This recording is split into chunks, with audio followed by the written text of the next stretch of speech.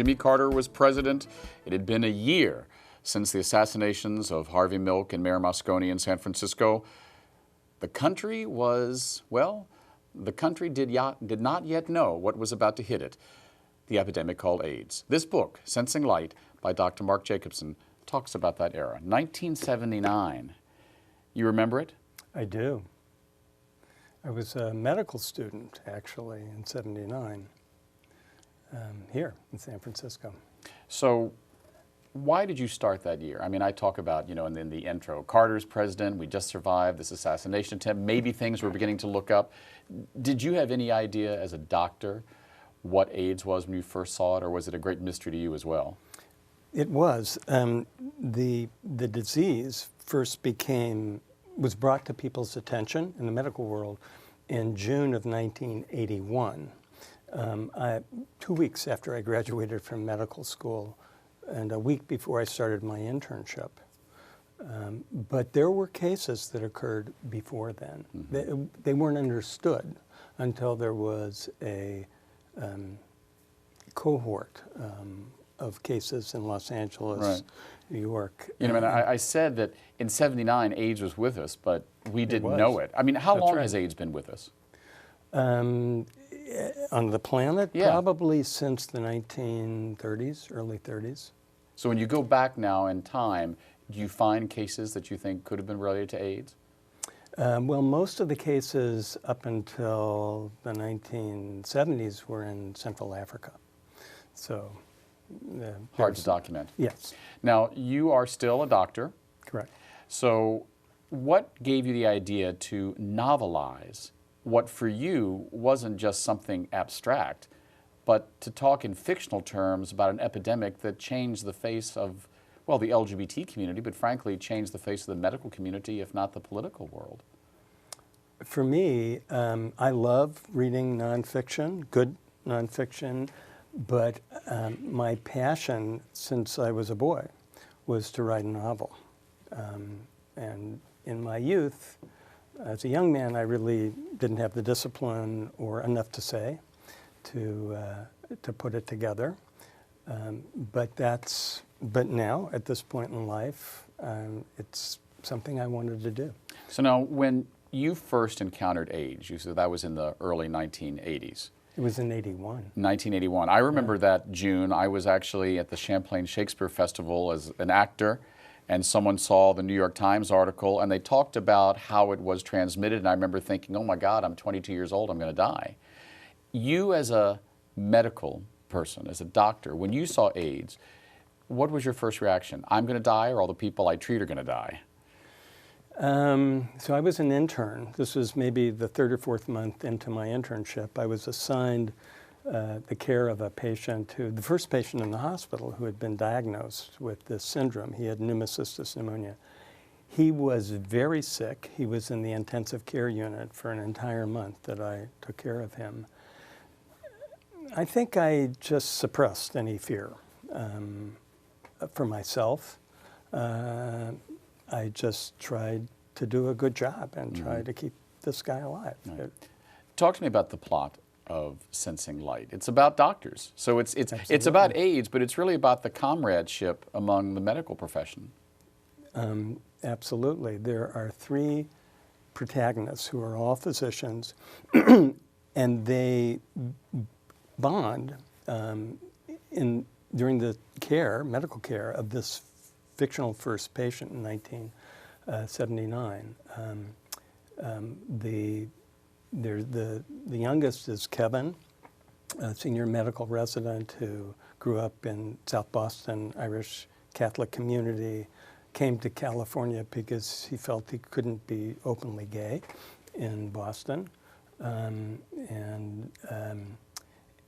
The second character is the person, a woman, who had been taking care of this patient as an outpatient before he got really sick. She's a single mom, lives in the East Bay, has an adolescent daughter. And the third character, who's older, a mentor for the other two, is an Asian American pulmonary specialist at the hospital. Which of the three are you, or how much of you is in each of the three? There's a lot of me in all three of them. Yeah, I mean, that's the joy and pain of writing fiction. You get to be everyone at the same time. Yeah. Was it painful to write? I mean, you know, fiction can be, I mean, I just finished my first novel, so I know that it can be a joyous experience, but also sometimes you're writing about something that if someone asked you, did you do this, you wouldn't say because it's too embarrassing or painful. How painful was this? I mean, you lived through AIDS, and now you're trying to make it a readable part of fiction. I guess it was painful in the sense that there were times that, you know, I had tears in my eyes when I was thinking about or rereading and working over certain things, but it also felt cathartic. So it felt like something I really wanted to do, and it gave me some perspective on that whole life experience, which was pretty intense and transformative for me. Yeah, I mean, it's been between 35 and 40 years since the events in this book took place. What took you so long to write it? Well, I was working full time. Yeah. And no, I mean, I'm being flip. I mean, I just Yeah. wonder, was it, you know, when you're in the middle of an epidemic, it's hard to write about it. Did it take you 30 years to get a perspective to write this book?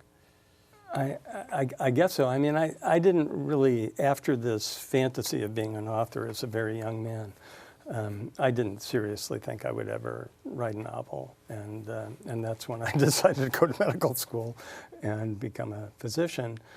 And I guess the event, I was cycling and I had a head injury and I was unconscious for several hours. And when I recovered from that, I realized, gee, my life really is fragile. This isn't an abstraction.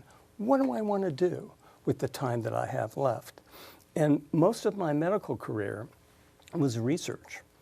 And I didn't feel like at this point I was going to get a lot out of writing more papers or getting more grants, and I was not going to win a Nobel Prize for medicine. And writing a novel kind of popped up as... Yeah, so it really was a moment of doctor heal thyself. It took an injury for a doctor to realize that life is finite. Absolutely. We've only got a few moments left, but I want to talk to you about, as someone who now has written a fictional account of those seminal AIDS years, the dawn of the epidemic, as it were.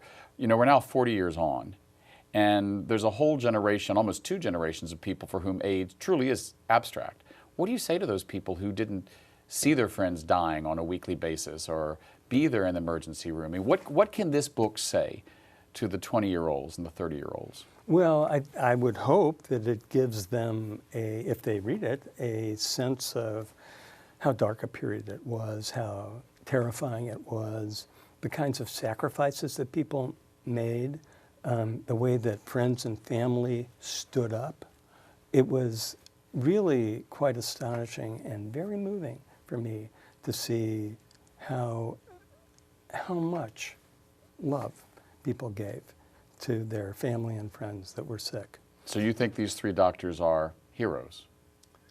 That's for the reader to decide, but there's a quote from Albert Camus' The Plague that I use as the epigraph to the novel.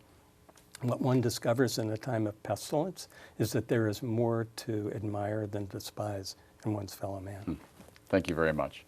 We've been speaking with Dr. Mark Jacobson about his new book, Sensing Light, about the dawn of the AIDS era. Next up, my conversation with openly gay member of the Mormon Church, Mitch Main. We'll be right back.